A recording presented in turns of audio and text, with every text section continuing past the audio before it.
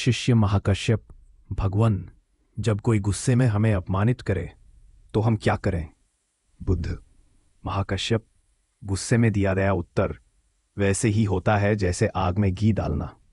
महाकश्यप। तो हमें क्या करना चाहिए? बुद्ध। ठंडे जल की तरह बनो जो अग्नि को भी शीतल कर दे।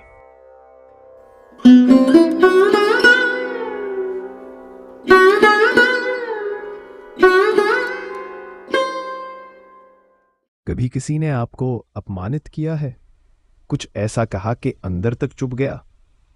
क्या आप भी उस क्षण को बार बार याद करके दुखी होते हैं? तो आज की कहानी सुनिए, बुद्ध की एक ऐसी घटना जिसमें उनका मौन, उनकी शांति और उनका उत्तर न देना ही सबसे बड़ा उत्तर बन गया। और हम सीखेंगे कि आज की दुनिया में जहां सब कुछ त्वरित प्रतिक्रिया चाहता रहे, वहां बुद्ध की यह सीख कितनी क्रांतिकारी और राहतदायक है।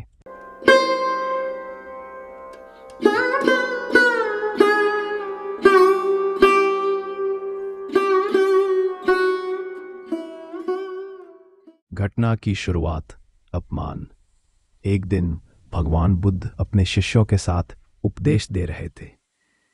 तभी एक व्यक्ति आया। उसका चेहरा क्रोध से लाल था।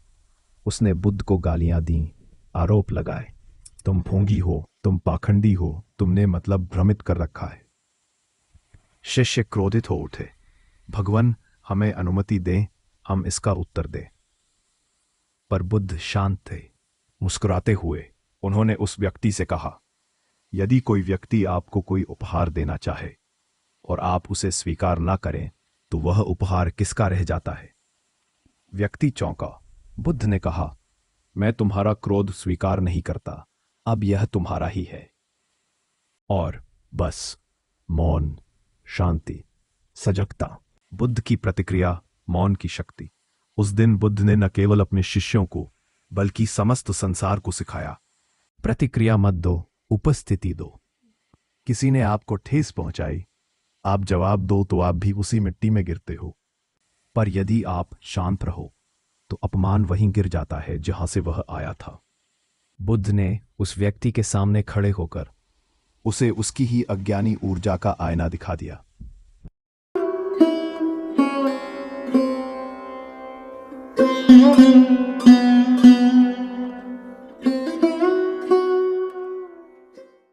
शिष्य सारिपुत्र, भगवान, कभी कभी चुप रहना कमजोरी माना जाता है।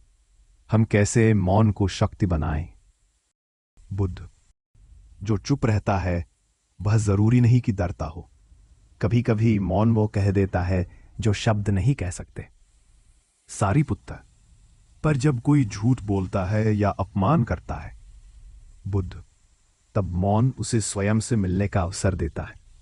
और जो व्यक्ति स्वयं से मिल गया वह सब पर विजय पा लेता है। शिष्य महाकश्यप, भगवान, जब कोई गुस्से में हमें अपमानित करे तो हम क्या करें? बुद्ध। महाकश्यप, गुस्से में दिया गया उत्तर वैसे ही होता है जैसे आग में घी डालना। महाकश्यप। तो हमें क्या करना चाहिए? बुद्ध। ठंडे जल की तरह बनो जो अग्नि को भी शीतल कर दे।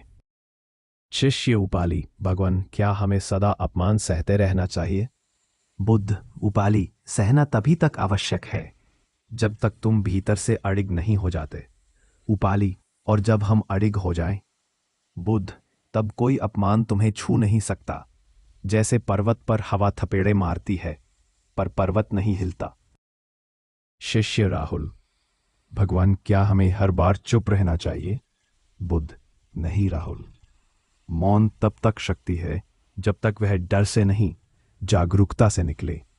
जब सत्य को कहने का समय हो तो वह भी प्रेम से कहा जाए, ना कि प्रतिक्रिया से। शिष्य चंदन, भगवान, मेरे मन में बहुत बातें घूमती हैं, रात को नींद नहीं आती। बुद्ध।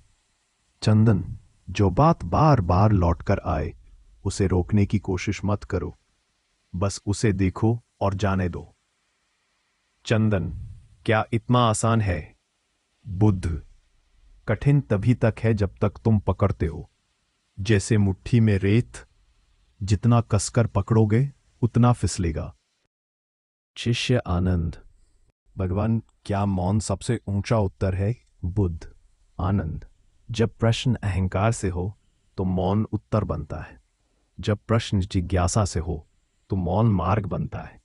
लेकिन जब प्रश्न करुणा से हो तो मौन प्रेम बनकर शब्दों में उतर आता है। शिष्य देवदत्त, भगवान, मुझे अपमान क्यों इतना चुभता है? बुद्ध, क्योंकि तुमने अपने भीतर एक छवि बना ली है जो खुद को श्रेष्ठ मानती है। देवदत्त, तो अपमान का दर्द कैसे खत्म होगा? बुद्ध, जब तुम उस छवि को मिटा दोगे।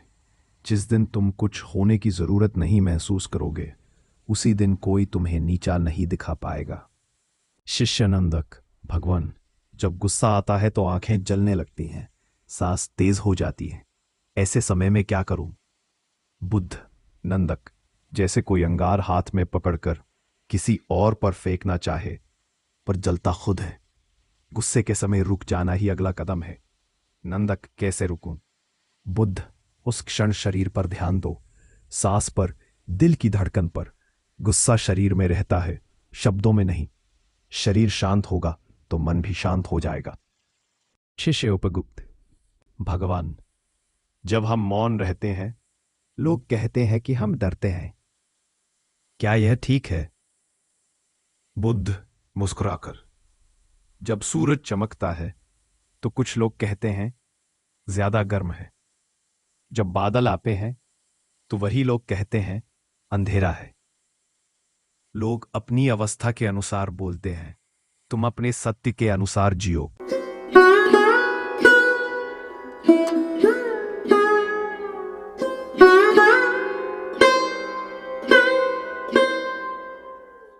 शिष्य यशपाल, भगवान, जो मुझे रोज अपमानित करता है, मैं उसके लिए कैसे करुणा रखूं? बुद्ध, जिसके भीतर शांति नहीं, वो ही दूसरों को चोट देता है। जैसे किसी घायल जानवर के दांत भी काटते हैं, वैसे ही घायल मन अपशब्द देता है। उसकी बातों को प्रतिक्रिया मत दो, उसकी पीड़ा को देखो, और तब तुम्हें उस पर दया आएगी, घृणा नहीं। शिष्य राहुल, भगवान, हम आपके जैसे कैसे बने? बुद्ध, मेरे जैसे बनने की जरूरत नहीं। अपने भीतर जो बुद्ध है उसे पहचानो।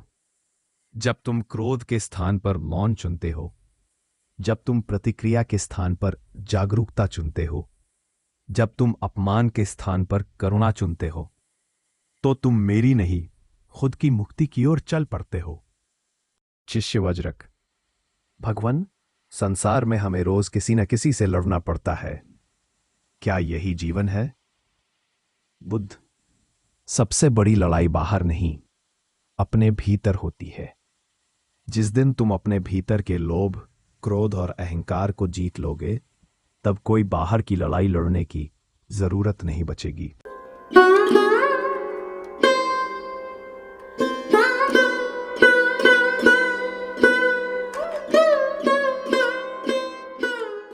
गहराई से समझें मन का विज्ञान। बुद्ध के मौन में मनोविज्ञान छिपा था। हर गाली एक ऊर्जा होती है। अगर आप उसे पकड़ लेते हो तो वह आपको जलाती है, पर बुद्ध उसे अस्वीकार करते हैं। अहंकार क्या चाहता है? प्रतिक्रिया। और जब उसे प्रतिक्रिया नहीं मिलती तो वह ढहने लगता है। आज भी जब कोई आपको प्रवोक करे तो याद रखो, आपके मौन में उसकी हार है। कल्पना करें, आप ऑफिस में हैं। मीटिंग में बॉस या कोई सहकर्मी आपको सबके सामने नीचा दिखाता है। क्या आप गुस्से में फट पड़ते हैं या खुद को समझाकर बुद्ध की तरह सोचते हैं, यह उस व्यक्ति की अशांति है, मैं उसे क्यों स्वीकार करूं? एक पेशेवर ने यह तकनीक अपनाई और 1 साल में वह न केवल तनाव मुक्त हुआ, बल्कि उसके सहकर्मी उसका आदर करने लगे।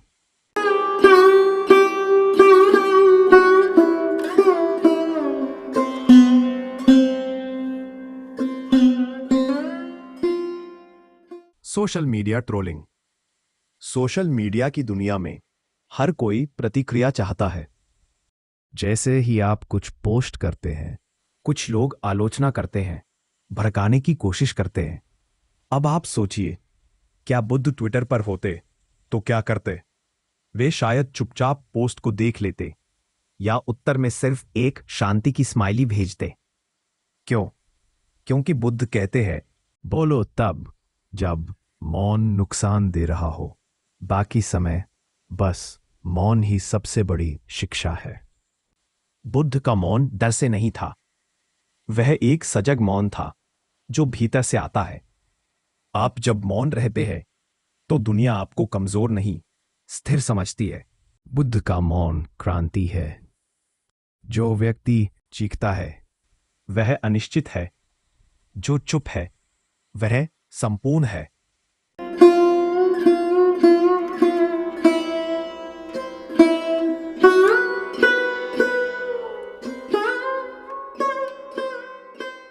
जीवन में बुद्ध की शैली कैसे अपनाएं? हर बार जवाब देना जरूरी नहीं, हर बार जीतना जरूरी नहीं, हर बार समझाना जरूरी नहीं। कभी कभी रुक जाना, सांस लेना, मुस्कुरा देना और मौन रह जाना ही सबसे शक्तिशाली उत्तर है। बुद्ध की शैली जीवन में लाने के लिए सुबह उठकर 5 मिनट शांत बैठिए। किसी भी कठिन परिस्थिति में तुरंत प्रतिक्रिया मत दीजिए।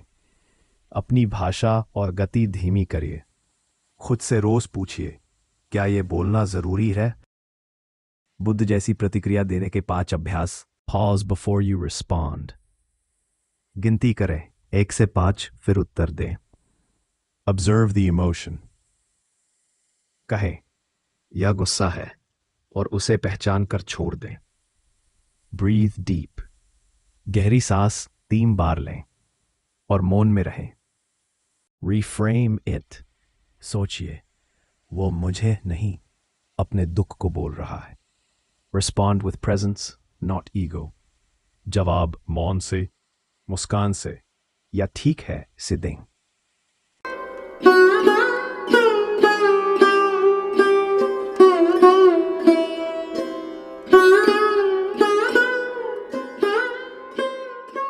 उपसंहार। अब आप बुद्ध हो सकते हैं। तो मित्रों, बुद्ध की यह घटना कोई पौराणिक कथा नहीं, यह जीवन की कला है। अगली बार जब कोई आपको चोट पहुंचाए तो याद रखना, आप बुद्ध की तरह मौन रख सकते हैं, आप बुद्ध की तरह मुस्कुरा सकते हैं, आप भी बुद्ध हो सकते हैं।